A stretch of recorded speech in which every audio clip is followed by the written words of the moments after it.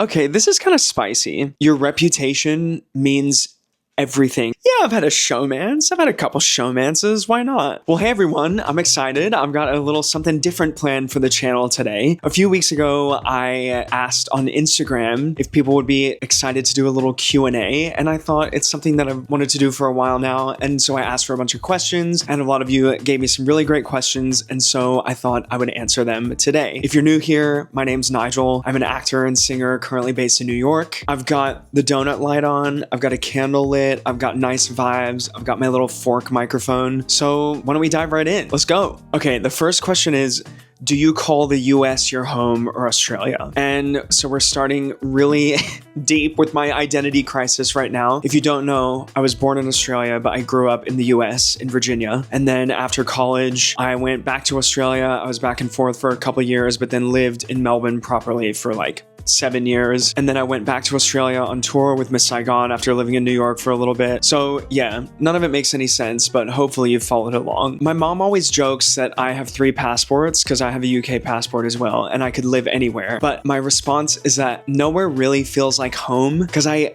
don't really have a place that's like mine where my name is on the documents, and like I've really, well, until now I should say, because I've really managed to decorate my room that I'm living in, and I love the space that I'm currently in now. But you know, I'm still new to New York again. I've only been here at this point for like 2.5 months. So it's hard for me to call it home. And everyone always asks if I like the US or Australia better. And Australia has the quality of life, but the US has all the opportunities. So I don't know how to answer that question is the long and short of it. But I feel like eventually my identity crisis will settle at some point, and who knows where that will be. But until then, I'm an in-betweener at the moment. Okay, a simple one next. What is your favorite color? I'm a blue guy. I like my little blue cardigan. I quite like navy blue. It's classic. It's sophisticated. It's elegant. Navy blue. My favorite color. Where did you train? I trained at a place called Shenandoah Conservatory. I did a BFA in musical theater at Shenandoah, and I literally loved it so much. I would do it all over again.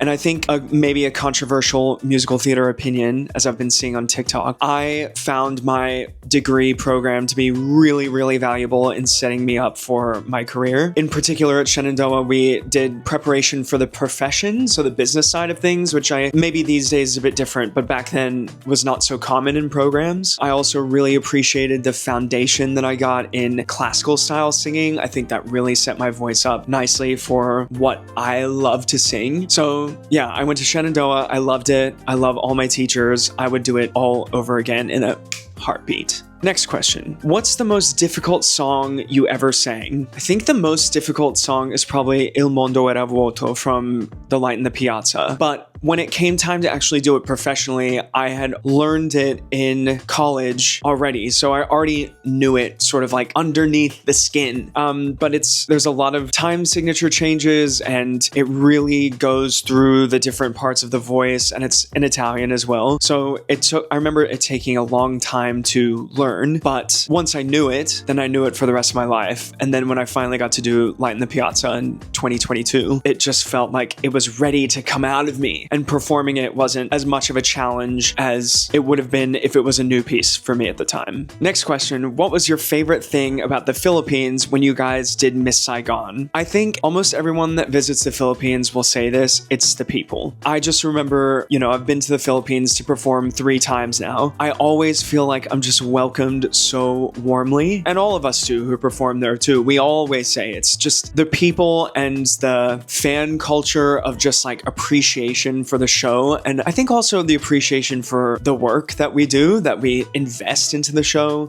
I just love Filipino people. They have always made me feel at home and taken care of, and made me feel like I was somebody. And I know a lot of people are watching from the Philippines right now, and I love you. Mahal ko ang Pilipinas. Yeah, it's the people.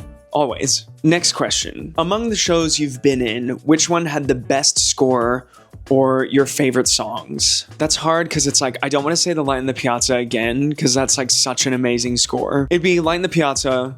South Pacific has an amazing score. I love South Pacific. It's literally one of my favorite Golden Age pieces. I mean, Miss Saigon is just so lush and sweeping and tense and emotional and dramatic. It's hard to pick between those three. I think those are three nice different genres to go to select, you know. Miss Saigon, South Pacific, Light in the Piazza. Celebrity crush. Early in my life, my gay awakening was definitely Jake Gyllenhaal in October Sky. Oh, he was so cute. That was my celebrity crush back then. Current celebrity crush, it's like hard not to say Jonathan Bailey. He is so hot and so good at what he does. And if any of the gays have seen Fellow Travelers, ooh, it's so good. It is really, really good.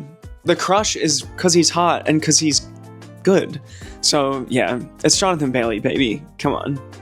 Obviously. If you could listen to one album for the rest of your life, what would it be? Oh my God, that's hard. I think I would probably say, yeah, I'm gonna go with what my heart and my head are telling me at the moment, which is 4 by Beyonce. I mean, that album just like in 2011, 2012 when it came out, it just hit.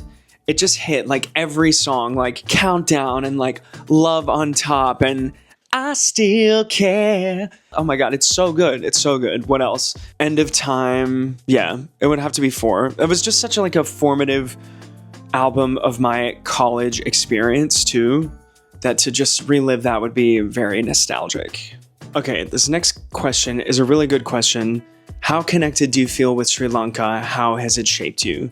So my mom is Sri Lankan. My mom's side of the family, all Sri Lankan. And so when she was 12, they immigrated to Australia, and they're from an ethnic minority group called the Burghers. So how connected do I feel? I wish I were more connected. I remember growing up, I felt more connected especially because my grandma, when my grandma was alive, you know, she was making curries and making like love cake and things that are just really traditionally Sri Lankan. And there were always like Sri Lankan aunties and family friends around the house at her place whenever we visited. Now mom gets invited to extended family things, and when we go, I'm like reconnected with food. I think that's the closest connection I have is to food, and I've always wanted to sort of learn how to cook Sri Lankan food because that feels like, yeah, the best way that I know how. You know, like I can't speak Sinhalese or Tamil, but I've always wanted to reconnect with that sort of thing, especially since my grandma died, and that, you know, that sort of generational knowledge is supposed to be passed on, and I don't want it to be lost, you know? So I'm still figuring all that out. I remember doing Miss Saigon, there was a time where we may have been going to Mumbai, and I remember being like, I definitely want to wear a sarong, like a traditional sarong for opening night, and that would have been kind of cool, but that obviously didn't eventuate. But I'm in a big transition in life. It's like these sort of things get put to the wayside, but that's actually cultural, and it's, you know, it's in my blood. And the other day I was hanging out with another, who I found out was another burger friend. So that was nice to just sort of connect and be like, oh, we've got that Dutch and Portuguese blood going on. Just more adding to the whole identity crisis of it all. But I really want to connect more to that. And I think the best way that I know how is through food. Okay, this is kind of spicy. Is there a time you fell in love with your co-actor while on tour? Not while on tour, no, but, you know, showmances are a very common thing, hence the term. And I've had a couple showmances over my life. Like, I think the first one would have been in like 2012, 2013, and I was working at a summer theater in North Carolina, and I had a showmance with someone on the crew, and that was really fun and lovely. And then I had another showmance doing Irving Berlin's Holiday Inn recently, which wasn't really a secret. It was to the bass player. He would be laughing watching this. Yeah, a little bit spicy. I think people get wrapped up around the rules of like, quote unquote, don't shit where you eat. And I'm just like, well, are you going to deny yourself the opportunity to have an experience that you really enjoy because of like rules? And can we be adults and still work together if the relationship doesn't continue? I mean, I have heard of people who are romantic opposites on a show and they fall in love and then they break up during the show, but still have to be opposites on stage.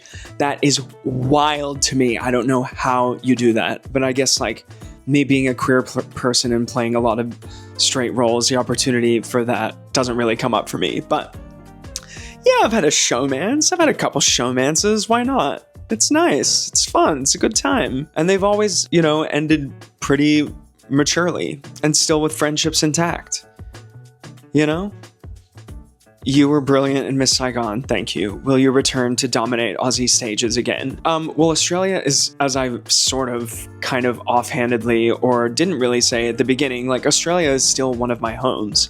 And I was born there. I spent years auditioning and like grinding in Melbourne for people to get to know me. And so whenever I was asked as I was coming in to do Miss Saigon if I was an import, I'm like, hell no, I'm not an import. I really worked hard to be known in Australia, and I am Australian born and spent several years there doing it. So I'm always interested and available to come back to Australia because I love it and I love performing there. So the answer to your question is yes. Yes, I will. Who knows when, but yes. Favorite musical? It's always been Next to Normal. It just has. It's like such an original score and an amazing, hard-hitting story. I just remember like there was a time, not so much these days, but in college, I could sing the whole cast recording from start to finish. It was one of those for me. I love, love, love Next to Normal. It's so good.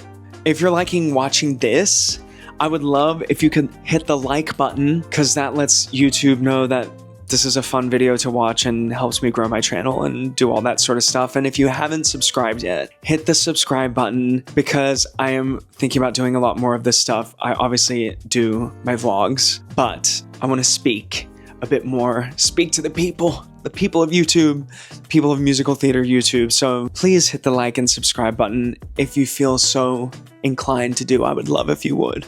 Dream show to perform in. I've gotten this a few times, and the one show you want to work on most, what's your ultimate dream role on stage?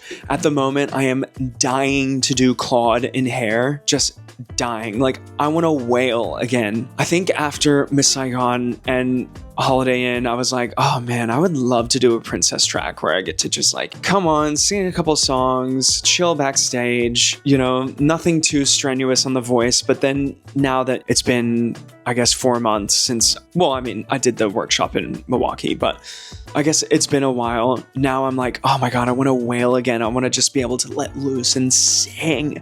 So yeah, I'm dying to do Claude in Hair. I'm also really dying to do Monty in A Gentleman's Guide to Love and Murder. I just feel like that really fits my voice, and that's where my voice likes to be. So that sort of legit style of singing, as we call it. Yeah, Gentleman's Guide, but I really want to do Hair really bad. That would be the third or fourth time I've done a Vietnam War musical. And Claude wears a uniform by the end, so that would be the 11th or 12th time I've been in uniform. Let's make it happen, baby. Where do you enjoy working most, home or the US? I love working in Australia because the conditions are really good. The pay is really nice. We're pretty well taken care of, I would say. And also, especially in Sydney, nowhere else in the world can you go to the beach during the day, go back to your accommodation, shower, walk to the Sydney Opera House, and do the show that night. Like, that's wild. That's so cool. I've only worked regionally in the US. I have not worked on Broadway, so I don't really have that comparison, but I do love working regionally in the US because you get to explore different places that you may not have ever been. Like, I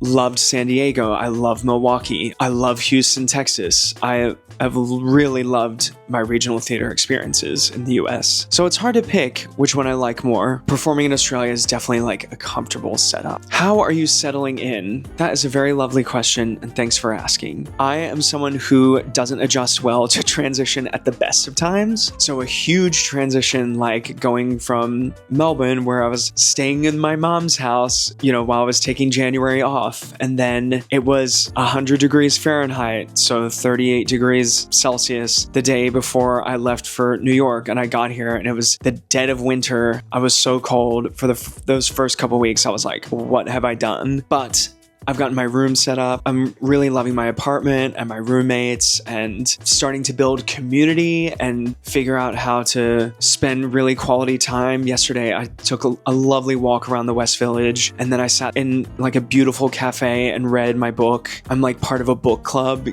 I'm just trying to develop that feeling. So it's early days. It hasn't even been 3 months that I've been back in the US. It definitely has its hard days. And New York is a city where, if anyone knows, the highs are high and the lows are real low. So, you know, working through that ebb and flow is a challenge that I feel like is not as intense in Australia, but we're gonna get there. We're gonna get there. Favorite Mariah Carey song? Girl, I don't know. I'm not really a lamb, so I can't really comment, but like I love everything Mariah Carey does. Honestly, All I Want for Christmas Is You, that shit is just like an earworm. It's iconic. It signals the beginning of Christmas time. That's probably Mariah Carey for me, you know? But anytime it comes on, of course I'm gonna jam. She is an icon, but there are definitely divas that I know well more than I know her. No offense. What was your favorite food in Manila, Singapore, and Melbourne? 3 great cities to choose food. In Manila, man, I love my green mango and bagoong. I just love it. Like the sour with the salty, like fermented, like, it makes my mouth water thinking about it right now. I know that's not really like a full dish. I mean, I also love crispy sisig. It's delicious. Those are probably my 2 faves in Manila. In Singapore, I've always been a fishball soup kind of guy, but also the Indian food in Singapore is like top notch. Love. I will basically eat any hawker food and be happy with it. But fishball soup and bandung are my pairing. And in Melbourne, my favorite restaurant in Melbourne, it's so hard to pick. My favorite breakfast in Melbourne is at South of Johnson. It's this chorizo ragu, eggs with hollandaise on it. So good. I forget what the dish is actually called, but it's amazing, incredible. That's my favorite breakfast. My favorite place to go for dinner is probably either Tipo 00, which is just amazing pasta, great cocktails, or Marion, which I used to work at, but I still love so much. And shout out to my manager, Julia. She used to run things at Marion, but now she and her partner have just opened a new wine bar in Fitzroy called Sue's. So all the Melburnians, if you're watching this, you have to go to Sue's and say hello for Julia for me. She's literally the best. She's amazing. Yeah, Marion is where I like fell in love with like food and wine. So yeah, that's the vibe for Melbourne.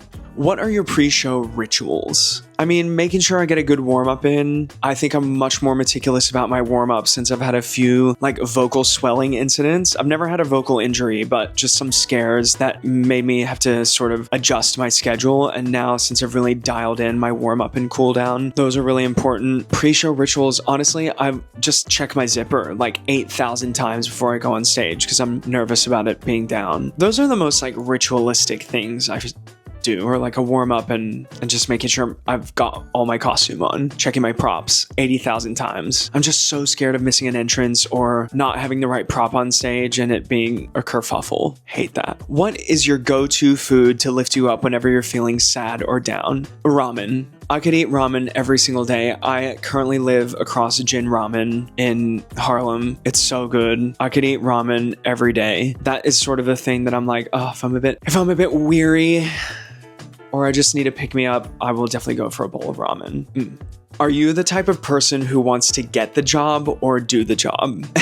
This is a great question because there is that dopamine rush of when your agent calls you and is like, you've booked the job, like the offer is yours, you're playing this role. And you're like, oh my God, my world is about to change. Like everything's about to be amazing. And then the cast announcement comes out and you're like, oh my God, it's real, it's real. And then after that sort of settles down, then you're like, oh, now I have to do the job, which is scary in its own right because, you know, imposter syndrome or just being like, what if they didn't listen to every part of my voice and I can't do something? Or I don't know if I like one or the other better, but I definitely love getting the job. And I do love auditioning. So that whole process of starting at the beginning and then getting that phone call is kind of the best. But doing the job's amazing because, you know, you're invested and you have routine also. That's the thing that I love the most about it. What's the best piece of advice someone has given you in the theater industry? Just to be a nice person. You have to be nice to people. You have to be kind because your reputation means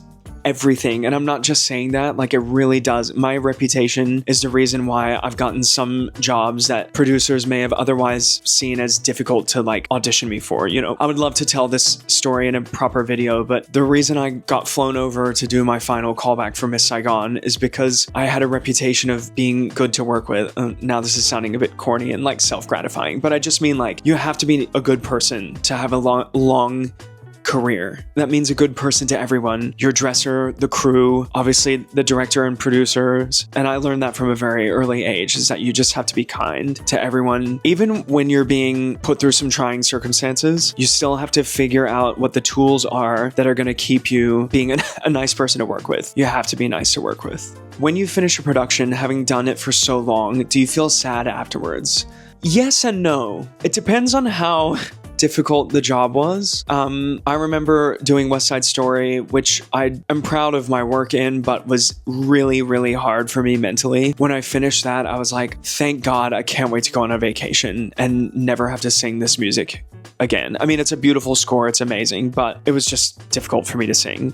Maybe that should have been my answer before. Maria is such a hard song to sing. It's so hard. Oh my God, that's my answer. Miss Saigon was easy to finish because I was like, oh my God, I don't have to do the nightmare again and run around on stage. But it was hard to finish because I didn't know, and I still don't know, when the next opportunity will be to do a show that moves people like that. And that's what I tell people every time, is that show, people would come to Stage Door and be like, this is my third, fourth, fifth. This one guy even saw it 14 times. To be part of that kind of show is not something that you get to do your whole life. So that was just a really special experience. I definitely felt like I earned 2 weeks of just sleeping afterwards. So sad, yes, like post-show blues are a very real thing, but it's bittersweet because you feel accomplished afterwards and the ending feels earned, for me at least, and then you just never know what's coming next. Okay, we've reached the last question. Theater is my dream, and I am far behind that dream. What is your advice to start it? By the way, love you. Love you too. It's never too late to start, okay? Because in some ways, I'm 33, almost 34 now. I've done a lot of starting over, moving to Australia, moving back to New York multiple times now. In a way, I do feel like I'm starting over. I think my advice would be, if you want this to be a profession, treat it as a profession now. Take it seriously to the point where if you want to perform, you have to set yourself up to perform, which means, boring but important things like your headshot and resume. Even if you don't have a lot of experience, you have some experience to create some sort of resume with your training and whatnot, and make sure you invest in quality headshots, but also just put videos of yourself singing and put it online so that you can share that and people know how to find you. Having an online presence is really important. I would say that's sort of like the first place to start, so that when you're ready to reach out and ask for help or ask for someone to be on your side, that you can show them, this is what I can do, that people can trust that they'll be able to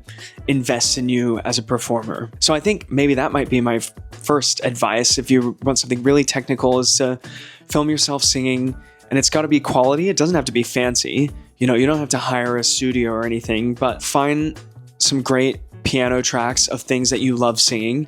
Go to pianotracks with an X, pianotracks.com, and they have really great backing tracks on there that are quality recorded. And find one and just film yourself singing to it and put that on YouTube or on your Instagram, or create a place where someone know to look for you and find your voice. I think that would be the first place to start.